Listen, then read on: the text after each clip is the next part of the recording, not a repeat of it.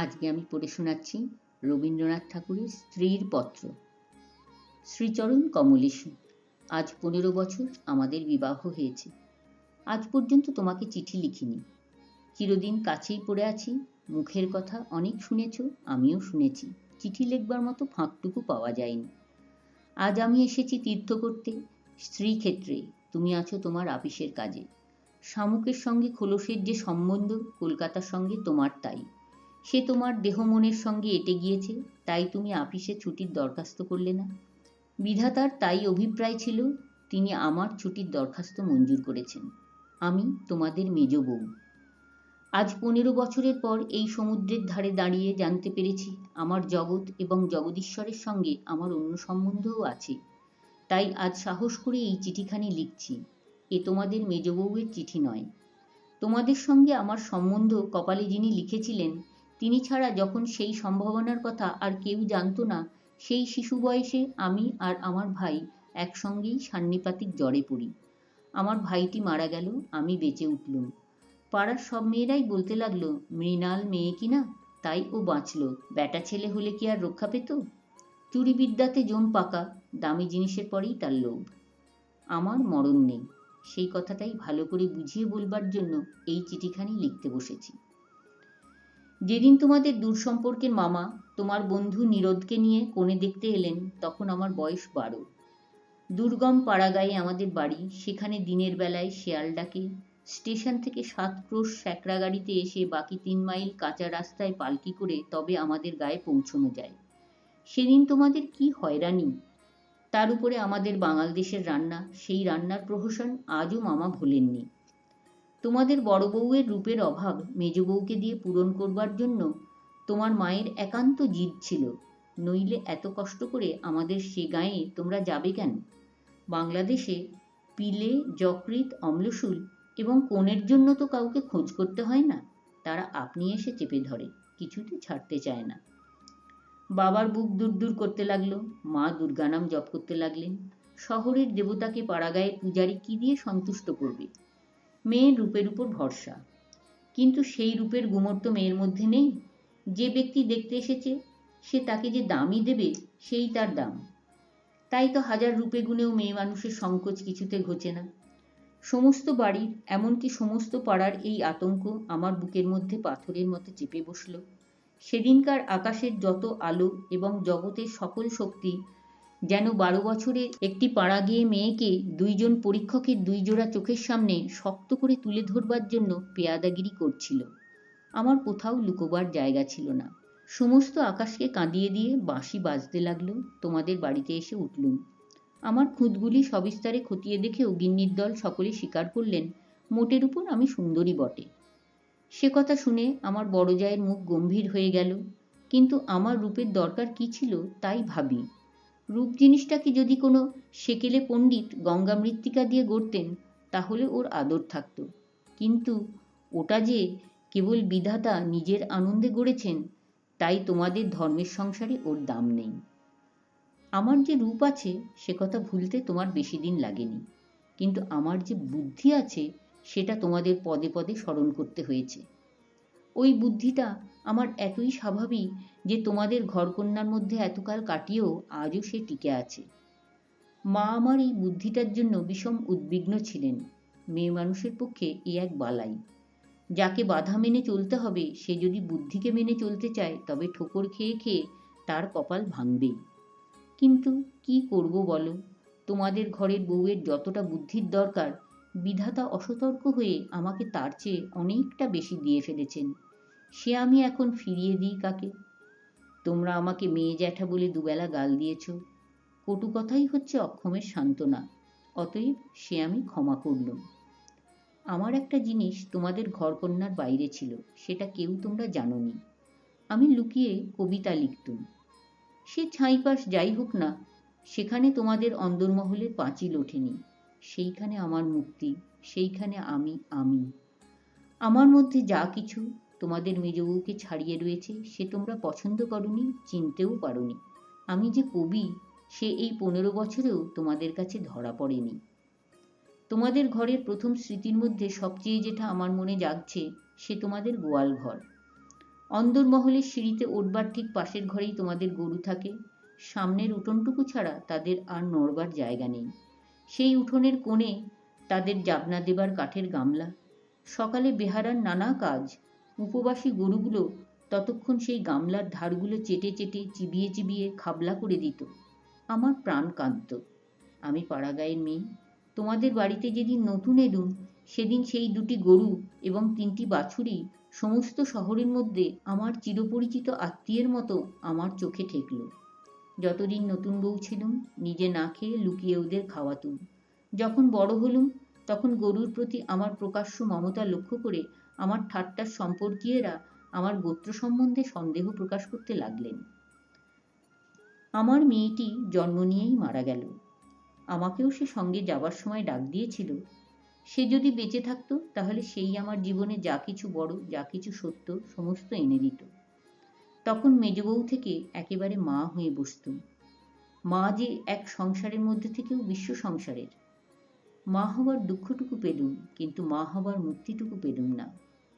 মনে আছে ইংরেজ ডাক্তার এসে আমাদের অন্দর দেখে আশ্চর্য হয়েছিল এবং আঁতুড় ঘর দেখে বিরক্ত হয়ে বকাবকি করেছিল। সদরে তোমাদের একটুখানি বাগান আছে, ঘরে সাজসজ্জা আসবাবের অভাব নেই, আর অন্দরটা যেন পশমের কাজের উল্টো পিঠ। সেদিকে কোনো লজ্জা নেই, শ্রী নেই, শয্যা নেই।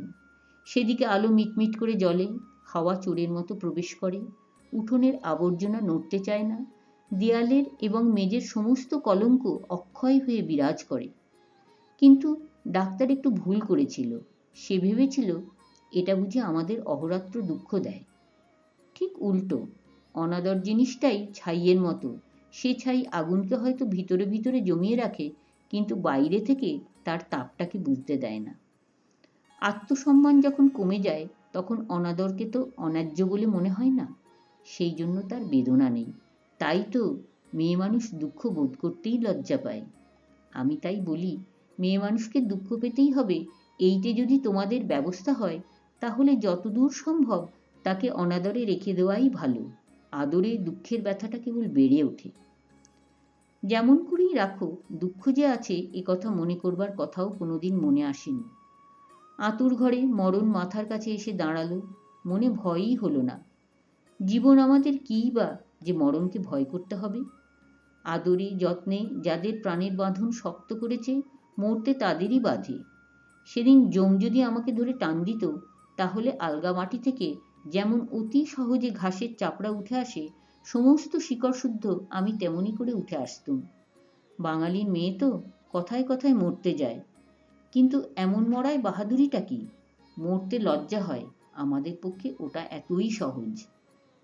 আমার মেয়েটি তো সন্ধ্যা তারার মতো ক্ষণকালের জন্য উদয় হয়েই অস্ত গেল। আবার আমার নিত্যকর্ম এবং গরু বাছুর নিয়ে পড়লুম। জীবন তেমনি করেই গড়াতে গড়াতে শেষ পর্যন্ত কেটে যেত। আজকে তোমাকে এই চিঠি লিখবার দরকারই হতো না, কিন্তু বাতাসে সামান্য একটা বীজ উড়িয়ে নিয়ে এসে পাকা দালানের মধ্যে অশ্বত্থ গাছের অঙ্কুর বের করে। শেষকালের সেইটুকু থেকে ইটকাঠের বুকের পাঁজর বিদীর্ণ হয়ে যায়। আমার সংসারের পাকা বন্দোবস্তের মাঝখানে ছোট একটুখানি জীবনের কণা কোথা থেকে উড়ে এসে পড়ল, তারপর থেকে ফাটল শুরু হলো। বিধবা মার মৃত্যুর পরে আমার বড় জায়ের বোন বিন্দু তার খুড়তুতো ভাইদের অত্যাচারে আমাদের বাড়িতে তার দিদির কাছে এসে যেদিন আশ্রয় নিলে, তোমরা সেদিন ভাবলে এ আবার কোথাকার আপদ। আমার পোড়া স্বভাব, কি করব বলো? দেখলুম তোমরা সকলেই মনে মনে বিরক্ত হয়ে উঠেছ। সেই জন্যই এই নিরাশ্রয় মেয়েটির পাশে আমার সমস্ত মন যেন একেবারে কোমর বেঁধে দাঁড়ালো। পরের বাড়িতে পরের অনিচ্ছাতে এসে আশ্রয় নেওয়া, সে কত বড় অপমান! দায়ে পড়ে সেও যাকে স্বীকার করতে হলো, তাকে কি একপাশে ঠেলে রাখা যায়? তারপরে দেখলুম আমার বড় জায়ের দশা। তিনি নিতান্ত দরদে পড়ে বোনটিকে নিজের কাছে এনেছেন, কিন্তু যখন দেখলেন স্বামীর অনিচ্ছা, তখন এমনই ভাব করতে লাগলেন যেন এ তার এক বিষম বালাই, যেন একে দূর করতে পারলেই তিনি বাঁচেন। এই অনাথা বোনটিকে মন খুলে প্রকাশ্যে স্নেহ দেখাবেন, সে সাহস তাঁর হলো না। তিনি পতিব্রতা। তার এই সংকট দেখে আমার মন আরো ব্যথিত হয়ে উঠল। দেখলুম বড়জা সকলকে একটু বিশেষ করে দেখিয়ে দেখিয়ে বিন্দুর খাওয়া পড়ার এমনই মোটা রকমের ব্যবস্থা করলেন, এবং বাড়ির সর্বপ্রকার দাসীবৃত্তিতে তাকে এমনভাবে নিযুক্ত করলেন যে আমার কেবল দুঃখ নয়, লজ্জাবোধ হলো। তিনি সকলের কাছে প্রমাণ করবার জন্য ব্যস্ত যে আমাদের সংসারে ফাঁকি দিয়ে বিন্দুকে ভারী সুবিধা দরে পাওয়া গেছে।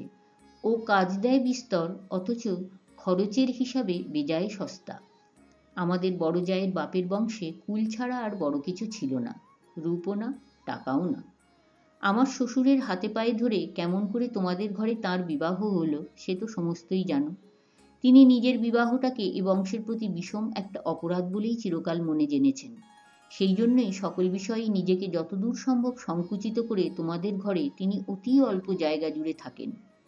কিন্তু তাঁর এই সাধু দৃষ্টান্তে আমাদের বড় মুশকিল হয়েছে। আমি সকল দিকে আপনাকে অত অসম্ভব খাটো করিতে পারি নে। আমি যেটাকে ভালো বলে বুঝি, আর কারো খাতিরে সেটাকে মন্দ বলে মেনে নেওয়া আমার কর্ম নয়। তুমিও তার অনেক প্রমাণ পেয়েছ। বিন্দুকে আমি আমার ঘরে টেনে নিলুম। দিদি বললেন, মেজবউ গরিবের ঘরের মেয়ের মাথাটি খেতে বসলেন। আমি যেন বিষম একটা বিপদ ঘটালুম এমনিভাবে তিনি সকলের কাছে নালিশ করে বেড়ালেন। কিন্তু আমি নিশ্চয় জানি তিনি মনে মনে বেঁচে গেলেন। এখন দোষের বোঝা আমার উপরেই পড়ল। তিনি বোনকে নিজে যে স্নেহ দেখাতে পারতেন না, আমাকে দিয়ে সেই স্নেহটুকু করিয়ে নিয়ে তার মনটা হালকা হলো। আমার বড় যা বিন্দুর বয়স থেকে 2-4টে অঙ্ক বাদ দিতে চেষ্টা করতেন, কিন্তু তার বয়স যে 14-র চেয়ে কম ছিল না এ কথা লুকিয়ে বললে অন্যায় হতো না। তুমি তো জানো সে দেখতে এতই মন্দ ছিল যে পড়ে গিয়ে সে যদি মাথা ভাঙত তবে ঘরের মেজেটার জন্যই লোকে উদ্বিগ্ন হতো। কাজেই পিতামাতার অভাবে কেউ তাকে বিয়ে দেবার ছিল না, এবং তাকে বিয়ে করবার মতো মনের জোরই বা কজন লোকের ছিল। বিন্দু বড় ভয়ে ভয়ে আমার কাছে এলো, যেন আমার গায়ে তার ছোঁয়াচ লাগলে আমি সইতে পারবো না। বিশ্ব সংসারে তার যেন জন্মাবার কোনো শর্ত ছিল না, তাই সে কেবলই পাশ কাটিয়ে চৌক এড়িয়ে চলত। তার বাপের বাড়িতে তার খুড়তুতো ভাইরা তাকে এমন একটি কোণও ছেড়ে দিতে চায়নি যে কোণে একটা অনাবশ্যক জিনিস পড়ে থাকতে পারে। অনাবশ্যক আবর্জনা ঘরের আশেপাশে অনায়াসে স্থান পায়, কেননা মানুষ তাকে ভুলে যায়। কিন্তু অনাবশ্যক মেয়ে মানুষ যে একে অনাবশ্যক, আবার তার উপরে তাকে ভোলাও শক্ত, সেই জন্য আস্তাকুড়েও তার স্থান নেই। অথচ বিন্দুর খুড়তুতো ভাইরা যে জগতে পরম আবশ্যক পদার্থ তা বলবার জো নেই, কিন্তু তারা বেশ আছে। তাই বিন্দুকে যখন আমার ঘরে ডেকে আনলুম তার বুকের মধ্যে কাঁপতে লাগলো। তার ভয় দেখে আমার বড় দুঃখ হলো। আমার ঘরে যে তার একটুখানি জায়গা আছে সেই কথাটি আমি অনেক আদর করে তাকে বুঝিয়ে দিলুম। কিন্তু আমার ঘর শুধু তো আমারই ঘর নয়, কাজেই আমার কাজটি সহজ হলো না। 2-4 দিন আমার কাছে থাকতেই তার গায়ে লাল লাল কি উঠল। হয়তো সে ঘামাচি, নয়তো আর কিছু হবে। তোমরা বললে বসন্ত, কেননা ও যে বিন্দু। তোমাদের পাড়ার এক আনাড়ি ডাক্তার এসে বললে আর 2-1 দিন না গেলে ঠিক বলা যায় না। কিন্তু সেই 2-1 দিনের সবুর সইবে কে? বিন্দু তো তার ব্যামোর লজ্জাতেই মরবার জো হলো। আমি বললুম, বসন্ত হয়তো হোক, আমি আমাদের সেই আতুর ঘরে ওকে নিয়ে থাকবো, আর কাউকে কিছু করতে হবে না। এই নিয়ে আমার উপরে তোমরা যখন সকলে মারমূর্তি ধরেছ, এমনকি বিন্দুর দিদিও যখন অত্যন্ত বিরক্তির ভান করে পোড়া কপালি মেয়েটাকে হাসপাতালে পাঠাবার প্রস্তাব করছেন, এমন সময় ওর গায়ের সমস্ত লাল দাগ একদম মিলিয়ে গেল।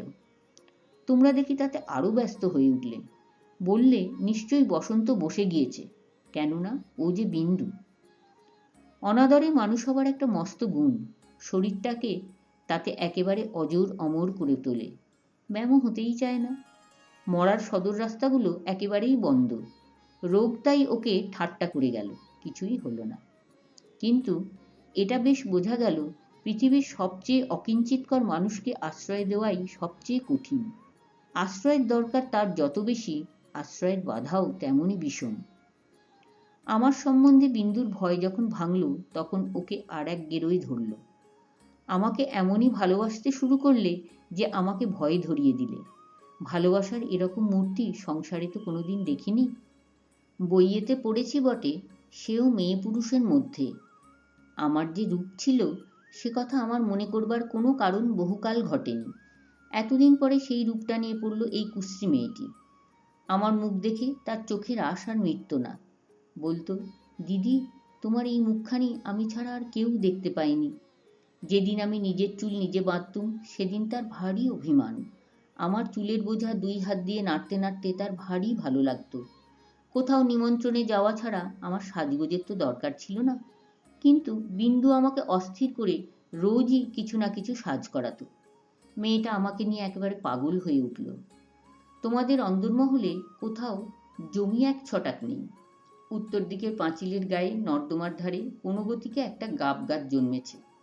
যেদিন দেখতুম সেই গাবের গাছের নতুন পাতাগুলি রাঙা টকটকে হয়ে উঠেছে, সেই দিন জানতুম ধরাতলে বসন্ত এসেছে বটে।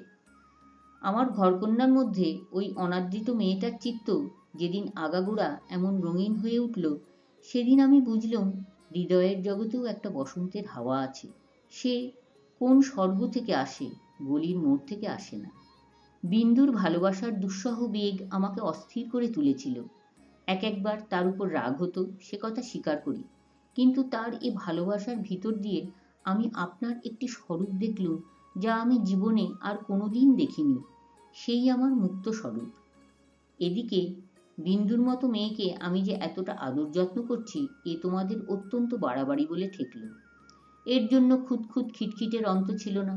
যেদিন আমার ঘর থেকে বাজুবন্ধে চুরি গেল, সেদিন সেই চুরিতে বিন্দুর যে কোনো রকমের হাত ছিল, এ কথার আভাস দিতে তোমাদের লজ্জা হলো না। যখন স্বদেশী হাঙ্গামায় লোকের বাড়ি তল্লাশি হতে লাগলো, তখন তোমরা অনায়াসে সন্দেহ করে বসলে যে বিন্দু পুলিশের পোষা মেয়ে চর। তার আর কোনো প্রমাণ ছিল না, কেবল এই প্রমাণ যে ও বিন্দু। তোমাদের বাড়ির দাসীরা ওর কোনো রকম কাজ করতে আপত্তি করত। তাদের কাউকে ওর কাজ করবার ফরমাশ করলে ও মেয়েও একেবারে সংকোচে যেন আড়ষ্ট হয়ে উঠত। এই সকল কারণেই ওর জন্য আমার খরচ বেড়ে গেল। আমি বিশেষ করে একজন আলাদা দাসী রাখলুম। সেটা তোমাদের ভালো লাগেনি। বিন্দুকে আমি যেসব কাপড় পরতে দিতুম, তা দেখে তুমি এত রাগ করেছিলে যে আমার হাত খরচের টাকা বন্ধ করে দিলে। তার পরদিন থেকে আমি 5 শিকে দামের জোড়া মোটা কোড়া কলের ধুতি পরতে আরম্ভ করে দিলুম। আর মতির মা যখন আমার এঁটো ভাতের থালা নিয়ে যেতে এলো, তাকে বারণ করে দিলুম। আমি নিজে উঠোনের কলতলায় গিয়ে এঁটো ভাত বাছুরকে খাইয়ে বাসন মেজেছি। একদিন হঠাৎ সেই দৃশ্যটি দেখে তুমি খুব খুশি হওনি। আমাকে খুশি না করলেও চলে, আর তোমাদের খুশি না করলেই নয়, এই সুবুদ্ধিটা আজ পর্যন্ত আমার ঘটে এলো না। এদিকে তোমাদের রাগও যেমন বেড়ে উঠেছে, বিন্দুর বয়সও তেমনি বেড়ে চলেছে। সেই স্বাভাবিক ব্যাপারে তোমরা অস্বাভাবিক রকমে বিব্রত হয়ে উঠেছিলে। একটা কথা মনে করে আমি আশ্চর্য হই, তোমরা জোর করে কেন বিন্দুকে তোমাদের বাড়ি থেকে বিদায় করে দাওনি। আমি বেশ বুঝি তোমরা আমাকে মনে মনে ভয় করো। বিধাতা যে আমাকে বুদ্ধি দিয়েছিলেন, ভিতরে ভিতরে তার খাতির না করে তোমরা বাঁচো না। অবশেষে বিন্দুকে নিজের শক্তিতে বিদায় করতে না পেরে তোমরা প্রজাপতি দেবতার শরণাপন্ন হলে। বিন্দুর বর ঠিক হলো। বড়জা বললেন, বাঁচলুম, মা কালী আমাদের বংশের মুখ রক্ষা করলেন। বর কেমন তা জানি নে, তোমাদের কাছে শুনলাম সকল বিষয়েই ভালো। বিন্দু আমার পা জড়িয়ে ধরে কাঁদতে লাগলো। বললে, দিদি, আমার আবার বিয়ে করা কেন? আমি তাকে অনেক বুঝিয়ে বললুম, বিন্দু, তুই ভয় করিস নে, শুনেছি তোর বর ভালো। বিন্দু বললে, বর যদি ভালো হয় আমার কি আছে যে আমাকে তার পছন্দ হবে? বরপক্ষেরা বিন্দুকে তো দেখতে আসবার নামও করলে না। বড় দিদি তাতে বড় নিশ্চিন্ত হলেন।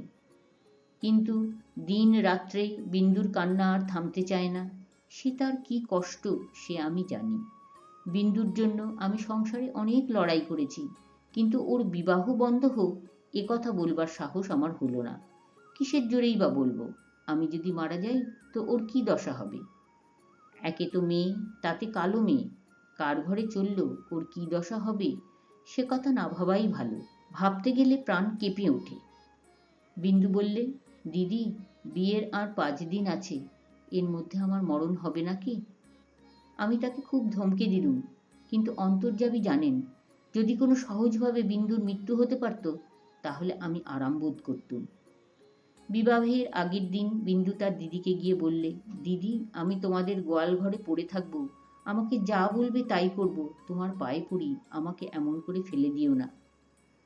কিছুকাল থেকে লুকিয়ে লুকিয়ে দিদির চোখ দিয়ে জল পড়ছিল, সেদিনও পড়ল। কিন্তু শুধু হৃদয় তো নয়, শাস্ত্রও আছে। তিনি বললেন, জানিস তো বিন্দি, পতিই হচ্ছে স্ত্রীলোকের গতি মুক্তি সব। কপালে যদি দুঃখ থাকে তো কেউ খণ্ডাতে পারবে না। আসল কথা হচ্ছে কোনো দিকে কোনো রাস্তাই নেই, বিন্দুকে বিবাহ করতেই হবে, তারপরে যা হয় হোক। আমি চেয়েছিলুম বিবাহটা যাতে আমাদের বাড়িতেই হয়, কিন্তু তোমরা বলে বসলে বরের বাড়িতেই হওয়া চাই, সেটা তাদের কৌলিক প্রথা। আমি বুঝলুম বিন্দুর বিবাহের জন্য যদি তোমাদের খরচ করতে হয় তবে সেটা তোমাদের গৃহদেবতার কিছুতেই সইবে না। কাজেই চুপ করে যেতে হলো। কিন্তু একটা কথা তোমরা কেউ জানো না। দিদিকে জানাবার ইচ্ছে ছিল, কিন্তু জানাইনি, কেননা তাহলে তিনি ভয়েই মরে যেতেন। আমার কিছু কিছু গয়না দিয়ে আমি লুকিয়ে বিন্দুকে সাজিয়ে দিয়েছিলাম। বোধ করি দিদির চোখে সেটা পড়ে থাকবে, কিন্তু সেটা তিনি দেখেও দেখেননি। দোহাই ধর্মের, সেজন্য তোমরা তাকে ক্ষমা করো। যাবার আগে বিন্দু আমাকে জড়িয়ে ধরে বললে, দিদি, আমাকে তোমরা তাহলে নিতান্তই ত্যাগ করলে? আমি বললুম, না বিন্দি, তোর যেমন দশাই হোক না কেন আমি তোকে শেষ পর্যন্ত ত্যাগ করব না। 3 দিন গেল, তোমাদের তালুকের প্রজা খাবার জন্য তোমাকে যে ভেড়া দিয়েছিল তাকে তোমার জঠরাগ্নি থেকে বাঁচিয়ে আমি আমাদের একতলায় কয়লা রাখবার ঘরের একপাশে বাস করতে দিয়েছিলাম। সকালে উঠেই আমি নিজে তাকে দানা খাইয়ে আসতুম। তোমার চাকরদের প্রতি 2-1 দিন নির্ভর করে দেখেছি তাকে খাওয়ানোর চেয়ে তাকে খাওয়ার প্রতিই তাদের বেশি ঝোঁক। সেদিন সকালে সেই ঘরে ঢুকে দেখি বিন্দু এক কোণে জড়সড় হয়ে বসে আছে। আমাকে দেখেই আমার পা জড়িয়ে ধরে লুটিয়ে পড়ে নিঃশব্দে কাঁদতে লাগলো। বিন্দুর স্বামী পাগল। সত্যি বলছিস বিন্দি? এত বড় মিথ্যা কথা তোমার কাছে বলতে পারি দিদি? তিনি পাগল। শ্বশুরের এই বিবাহে মত ছিল না, কিন্তু তিনি আমার শাশুড়িকে জমের মতো ভয় করেন। তিনি বিবাহের পূর্বেই কাশী চলে গেছেন। শাশুড়ি জেদ করে তাঁর ছেলের বিয়ে দিয়েছেন। আমি সেই রাস করা কয়লার উপর বসে পড়লুম। মেয়ে মানুষকে মেয়ে মানুষ দয়া করে না, বলে ও তো মেয়ে মানুষ বই তো নয়। ছেলে হোক না পাগল, সে তো পুরুষ বটে। বিন্দুর স্বামীকে হঠাৎ পাগল বলে বোঝা যায় না, কিন্তু এক একদিন সে এমন উন্মাদ হয়ে ওঠে যে তাকে ঘরে তালাবন্ধ করে রাখতে হয়। বিবাহের রাত্রে সে ভালো ছিল, কিন্তু রাত জাগা প্রভৃতি উৎপাতে দ্বিতীয় দিন থেকে তার মাথা একেবারে খারাপ হয়ে উঠল। বিন্দু দুপুরবেলায় পিতলের থালায় ভাত খেতে বসেছিল। হঠাৎ তার স্বামী থালাশুদ্ধ ভাত টেনে উঠানে ফেলে দিলে। হঠাৎ কেন তার মনে হয়েছে বিন্দু স্বয়ং রানী রাসমণি। বেহারাটা নিশ্চয়ই সোনার থালা চুরি করে রানীকে তার নিজের থালায় ভাত খেতে দিয়েছে। এই তার রাগ। বিন্দু তো ভয়ে মরে গেল। তৃতীয় রাত্রে শাশুড়ি তাকে যখন স্বামীর ঘরে শুতে বলল, বিন্দুর প্রাণ শুকিয়ে গেল। শাশুড়ি তার প্রচণ্ড, রাগলে জ্ঞান থাকে না। সেও পাগল, কিন্তু পুরো নয় বলেই আরো ভয়ানক। বিন্দুকে ঘরে ঢুকতে হলো। স্বামী সে রাত্রে ঠান্ডা ছিল, কিন্তু ভয়ে বিন্দুর শরীর যেন কাঠ হয়ে গেল। স্বামী যখন ঘুমিয়েছে, অনেক রাত্রে সে অনেক কৌশলে পালিয়ে চলে এসেছে, তার বিস্তারিত বিবরণ লিখবার দরকার নেই। ঘৃণায় রাগে আমার সকল শরীর জ্বলতে লাগলো। আমি বললুম, এমন ফাঁকির বিয়ে বিয়েই নয়। বিন্দু, তুই যেমন ছিলি তেমনি আমার কাছে থাক, দেখি তোকে কে নিয়ে যেতে পারে। তোমরা বললে বিন্দু মিথ্যা কথা বলছে। আমি বললুম, ও কখনো মিথ্যে বলেনি। তোমরা বললে কেমন করে জানলে? আমি বললুম, আমি নিশ্চয় জানি। তোমরা ভয় দেখালে বিন্দুর শ্বশুরবাড়ির লোকে পুলিশ কেস করলে মুশকিলে পড়তে হবে। আমি বললুম, ফাঁকি দিয়ে পাগল বরের সঙ্গে ওর বিয়ে দিয়েছে, এ কথা কি আদালত শুনবে না? তোমরা বললে, তবে কি এই নিয়ে আদালত করতে হবে নাকি? কেন, আমাদের দায় কিসের? আমি বললুম, আমি নিজের গয়না বেচে যা করতে পারি করব। তোমরা বললে, উকিল বাড়ি ছুটবে নাকি? এ কথার জবাব নেই। কপালে করাঘাত করতে পারি, তার বেশি আর কি করব। ওদিকে বিন্দুর শ্বশুরবাড়ি থেকে ওর ভাসুর এসে বাইরে বিষম গোল বাঁধিয়েছে। সে বলছে সে থানায় খবর দেবে। আমার যে কি জোর আছে জানি নে, কিন্তু কসাইয়ের হাত থেকে যে গরু প্রাণ ভয়ে পালিয়ে এসে আমার আশ্রয় নিয়েছে, তাকে পুলিশের তাড়ায় আবার সেই কসাইয়ের হাতে ফিরিয়ে দিতেই হবে, এ কথা কোনো মতেই আমার মন মানতে পারল না। আমি স্পর্ধা করে বললুম, তা দিক থানায় খবর। এই বলে মনে করলুম বিন্দুকে এই বেলা আমার শোবার ঘরে এনে তাকে নিয়ে ঘরে তালাবন্ধ করে বসে থাকি। খোঁজ করে দেখি বিন্দু নেই। তোমাদের সঙ্গে আমার বাদ প্রতিবাদ যখন চলছিল, তখন বিন্দু আপনি বাইরে গিয়ে তার ভাসুরের কাছে ধরা দিয়েছে। বুঝেছে এ বাড়িতে যদি সে থাকে তবে আমাকে সে বিষম বিপদে ফেলবে। মাঝখানে পালিয়ে এসে বিন্দু আপন দুঃখ আরো বাড়ালে। আর শাশুড়ির তর্ক এই যে তার ছেলে তো ওকে খেয়ে ফেলছিল না, মন্দ স্বামীর দৃষ্টান্ত সংসারে দুর্লভ নয়, তাদের সঙ্গে তুলনা করলে তার ছেলে যে সোনার চাঁদ। আমার বড়জা বললেন, ওর পোড়া কপাল, তা নিয়ে দুঃখ করে কি করব? তা পাগল হোক ছাগল হোক, স্বামী তো বটে। কুষ্ঠরোগীকে কোলে করে তার স্ত্রী বেশ্যার বাড়িতে নিজে পৌঁছে দিয়েছে। সতীসাধ্যের সেই দৃষ্টান্ত তোমাদের মনে জাগছিল। জগতের মধ্যে অধমতম কাপুরুষতার এই গল্পটা প্রচার করে আসতে তোমাদের পুরুষের মনে আজ পর্যন্ত একটুও সংকোচ বোধ হয়নি। সেই জন্যই মানব জন্ম নিয়েও বিন্দুর ব্যবহারে তোমরা রাগ করতে পেরেছ, তোমাদের মাথা হেঁট হয়নি। বিন্দুর জন্য আমার বুক ফেটে গেল, কিন্তু তোমাদের জন্য আমার লজ্জার সীমা ছিল না। আমি তো পাড়াগেই মেয়ে, তার উপরে তোমাদের ঘরে পড়েছি। ভগবান কোন ফাঁক দিয়ে আমার মধ্যে এমন বুদ্ধি দিলেন? তোমাদের এই সব ধর্মের কথা আমি যে কিছুতেই সইতে পারলুম না। আমি নিশ্চয়ই জানতুম মরে গেলেও বিন্দু আমাদের ঘরে আর আসবে না, কিন্তু আমি যে তাকে বিয়ের আগের দিন আশা দিয়েছিলুম যে তাকে শেষ পর্যন্ত ত্যাগ করব না। আমার ছোট ভাই শরৎ কলকাতায় কলেজে পড়ছিল। তোমরা জানোই তো, যত রকমের ভলান্টিয়ারি করা, প্লেগের পাড়ার ইঁদুর মারা, দামোদরের বন্যায় ছোটা, এতেই তার এত উৎসাহ যে উপরে উপরে দুবার সে এফএ পরীক্ষায় ফেল করেও কিছুমাত্র দমে যায়নি। তাকে আমি ডেকে বললুম, বিন্দুর খবর যাতে আমি পাই তোকে সেই বন্দোবস্ত করে দিতে হবে শরৎ। বিন্দু আমাকে চিঠি লিখতে সাহস করবে না, লিখলেও আমি পাবো না। এরকম কাজের চেয়ে যদি তাকে বলতুম বিন্দুকে ডাকাতি করে আনতে, কিংবা তার পাগল স্বামীর মাথা ভেঙে দিতে, তাহলে সে বেশি খুশি হতো। শরতের সঙ্গে আলোচনা করছি, এমন সময় তুমি ঘরে এসে বললে, আবার কি হাঙ্গামা বাঁধিয়েছ?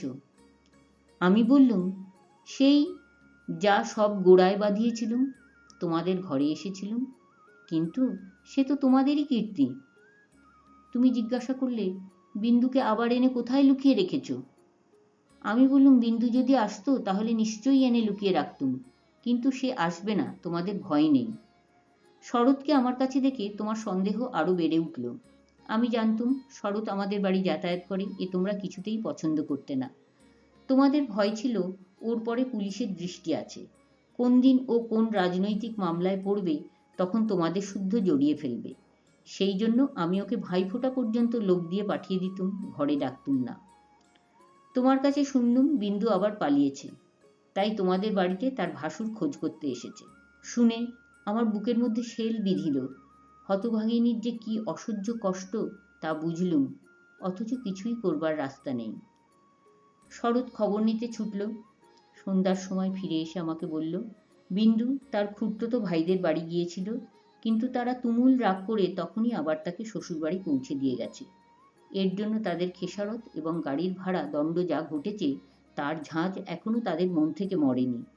তোমাদের খুড়িমা শ্রীক্ষেত্রে তীর্থ করতে যাবেন বলে তোমাদের বাড়িতে এসে উঠেছেন। আমি তোমাদের বললুম, আমিও যাব। আমার হঠাৎ এমন ধর্মে মন হয়েছে দেখে তোমরা এত খুশি হয়ে উঠলে যে কিছুমাত্র আপত্তি করলে না। একথাও মনে ছিল যে এখন যদি কলকাতায় থাকি তবে আবার কোন দিন বিন্দুকে নিয়ে ফ্যাসাদ বাঁধিয়ে বসব। আমাকে নিয়ে বিষম ল্যাঠা। বুধবারে আমার যাবার দিন, রবিবারে সমস্ত ঠিক হলো। আমি শরৎকে ডেকে বললুম, যেমন করে হোক বিন্দুকে বুধবারে পুরী যাবার গাড়িতে তোকে তুলে দিতে হবে। শরতের মুখ প্রফুল্ল হয়ে উঠল। সে বললে, ভয় নেই দিদি, আমি তাকে গাড়িতে তুলে দিয়ে পুরী পর্যন্ত চলে যাব, ফাঁকি দিয়ে জগন্নাথ দেখা হয়ে যাবে। সেই দিন সন্ধ্যার সময় শরৎ আবার এলো। তার মুখ দেখেই আমার বুক দমে গেল। আমি বললুম, কি শরৎ, সুবিধা হলো না বুঝি? সে বললে, না। আমি বললুম, রাজি করাতে পারলি নে? সে বলল, আর দরকারও নেই। কাল রাত্রিরে সে কাপড়ে আগুন ধরিয়ে আত্মহত্যা করে মরেছে। বাড়ির যে ভাইপোটার সঙ্গে ভাব করে নিয়েছিলুম, তার কাছে খবর পেলুম তোমার নামে সে একটা চিঠি রেখে গিয়েছিল, কিন্তু সে চিঠি ওরা নষ্ট করেছে। যাক, শান্তি হলো। দেশশুদ্ধ লোক চটে উঠল, বলতে লাগলো, মেয়েদের কাপড়ে আগুন লাগিয়ে মরা একটা ফ্যাশন হয়েছে। তোমরা বললে, এ সমস্ত নাটক করা। তা হবে, কিন্তু নাটকের তামাশাটা কেবল বাঙালি মেয়েদের শাড়ির উপর দিয়েই হয় কেন, আর বাঙালি বীর পুরুষদের কোঁচার উপর দিয়ে হয় না কেন, সেটাও তো ভেবে দেখা উচিত। বিন্দিটার এমনই পোড়া কপাল বটে, যতদিন বেঁচে ছিল রূপে গুণে কোনো যশ পায়নি, মরবার বেলাও যে একটু ভেবেচিন্তে এমন একটা নতুন ধরনের মরবে যাতে দেশের পুরুষরা খুশি হয়ে হাততালি দেবে, তাও তার ঘটে এলো না। মরেও লোকদের চটিয়ে দিলে। দিদি ঘরের মধ্যে লুকিয়ে কাঁদলেন, কিন্তু সে কান্নার মধ্যে একটা সান্ত্বনা ছিল। যাই হোক না কেন, তবু রক্ষা হয়েছে। মরেছে বই তো না, বেঁচে থাকলে কি না হতে পারত। আমি তীর্থে এসেছি। বিন্দুর আর আসবার দরকার হলো না, কিন্তু আমার দরকার ছিল। দুঃখ বলতে লোকে যা বোঝে তোমাদের সংসারে তা আমার ছিল না। তোমাদের ঘরে খাওয়া পড়া অসচ্ছল নয়। তোমার দাদার চরিত্র যেমন হোক, তোমার চরিত্রে এমন কোনো দোষ নেই যাতে বিধাতাকে মন্দ বলতে পারি। যদি বা তোমার স্বভাব তোমার দাদার মতোই হতো, তাহলেও হয়তো মোটের উপর আমার এমনিভাবেই দিন চলে যেত এবং আমার সতীসাধ্যে বড় জায়ের মতো পতিদেবতাকে দোষ না দিয়ে বিশ্বদেবতাকেই আমি দোষ দেবার চেষ্টা করতুম। অতএব তোমাদের নামে আমি কোনো নালিশ উত্থাপন করতে চাই না। আমার এই চিঠি সেজন্য নয়। কিন্তু আমি আর তোমাদের সেই ২৭ নম্বর মাখন বড়ালের গলিতে ফিরব না। আমি বিন্দুকে দেখেছি। সংসারের মাঝখানে মেয়ে মানুষের পরিচয়টা যে কি তা আমি পেয়েছি, আর আমার দরকার নেই। তারপরে এও দেখেছি, ও মেয়ে বটে, তবু ভগবান ওকে ত্যাগ করেননি। ওর উপরে তোমাদের যত জোরই থাক না কেন, সে জোরের অন্ত আছে। ও আপনার হতভাগ্য মানব জন্মের চেয়ে বড়। তোমরাই যে আপন ইচ্ছা মতো আপন দস্তুর দিয়ে ওর জীবনটাকে চিরকাল পায়ের তলায় চেপে রেখে দেবে, তোমাদের পা এত লম্বা নয়। মৃত্যু তোমাদের চেয়ে বড়। সেই মৃত্যুর মধ্যে সে মহান। সেখানে বিন্দু কেবল বাঙালি মেয়ে নয়, কেবল খুড়তুতো ভাইয়ের বোন নয়, কেবল অপরিচিত পাগল স্বামীর প্রবঞ্চিত স্ত্রী নয়, সেখানে সে অনন্ত। সেই মৃত্যুর বাসি এই বালিকার ভাঙা হৃদয়ের ভিতর দিয়ে আমার জীবনের যমুনা পাড়ে যেদিন বাজল, সেদিন প্রথমটা আমার বুকের মধ্যে যেন বাণ বিঁধল। বিধাতাকে জিজ্ঞাসা করলুম, জগতের মধ্যে যা কিছু সবচেয়ে তুচ্ছ, তাই সবচেয়ে কঠিন কেন? এই গলির মধ্যকার চারিদিকে প্রাচীর তোলা নিরানন্দের অতি সামান্য বুদ্বুদটা এমন ভয়ঙ্কর বাধা কেন? তোমার বিশ্বজগৎ তার ৬ ঋতুর সুধাপাত্র হাতে করে যেমন করেই ডাক দিক না কেন, এক মুহূর্তের জন্য কেন আমি এই অন্দরমহলটার এইটুকু মাত্র চৌকাঠ পেরোতে পারিনে? তোমার এমন ভুবনে আমার এমন জীবন নিয়ে কেন ওই অতি তুচ্ছ ইটকাঠের আড়ালটার মধ্যেই আমাকে তিলে তিলে মরতেই হবে? কত তুচ্ছ আমার এই প্রতিদিনের জীবনযাত্রা, কত তুচ্ছ এর সমস্ত বাধা নিয়ম, বাধা অভ্যাস, বাধা বুলি, এর সমস্ত বাধা মার। কিন্তু শেষ পর্যন্ত সেই দীনতার নাগপাশ বন্ধনেরই হবে জিত, আর হার হলো তোমার নিজের সৃষ্টি ওই আনন্দলোকের। কিন্তু মৃত্যুর বাঁশি বাজতে লাগলো। কোথায় রে রাজমিস্ত্রির গড়া দেয়াল? কোথায় রে তোমাদের ঘোরো আইন দিয়ে গড়া কাঁটার বেড়া? কোন দুঃখে, কোন অপমানে মানুষকে বন্দি করে রেখে দিতে পারে? ওই তো মৃত্যুর হাতে জীবনের জয় পতাকা উড়ছে। ওরে মেজবউ, ভয় নেই তোর। তোর মেজবউয়ের খোলস ছিন্ন হতে এক নিমেষও লাগে না। তোমাদের গলিকে আর আমি ভয় করি নে। আমার সম্মুখে আজ নীল সমুদ্র, আমার মাথার উপরে আষাঢ়ের মেঘপুঞ্জ। তোমাদের অভ্যাসের অন্ধকারে আমাকে ঢেকে রেখে দিয়েছিল। ক্ষণকালের জন্য বিন্দু এসে সেই আবরণের ছিদ্র দিয়ে আমাকে দেখে নিয়েছিল। সেই মেয়েটাই তার আপনার মৃত্যু দিয়ে আমার আবরণখানা আগাগোড়া ছিন্ন করে দিয়ে গেল। আজ বাইরে এসে দেখি আমার গৌরব রাখবার আর জায়গা নেই। আমার এই অনাদৃত রূপ যার চোখে ভালো লেগেছে, সেই সুন্দর সমস্ত আকাশ দিয়ে আমাকে চেয়ে দেখছেন। এইবার মরেছে মেজবউ। তুমি ভাবছো আমি মরতে যাচ্ছি? ভয় নেই, অমন পুরনো ঠাট্টা তোমাদের সঙ্গে আমি করব না। মীরাবাইও তো আমারই মতো মেয়ে মানুষ ছিল, তার শিকলও তো কম ভারী ছিল না। তাকে তো বাঁচবার জন্য মরতে হয়নি। মীরাবাই তার গানে বলেছিল, ছাড়ুক বাপ, ছাড়ুক মা, ছাড়ুক যে যেখানে আছে। মীরা কিন্তু লেগেই রইল, প্রভু তাতে তার যা হবার তা হোক। এই লেগে থাকাই তো বেঁচে থাকা। আমিও বাঁচব, আমি বাঁচলুম। তোমাদের চরণতলাশ্রয় ছিন্ন মৃণাল।